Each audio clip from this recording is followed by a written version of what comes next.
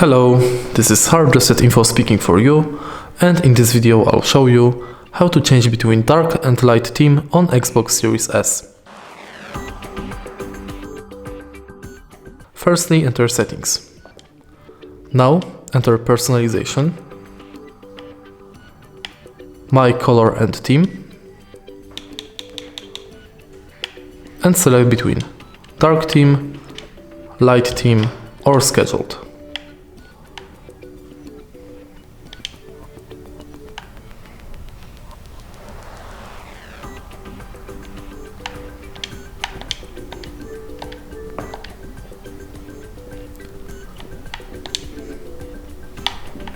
If you find this video helpful, please leave a like, comment and subscribe.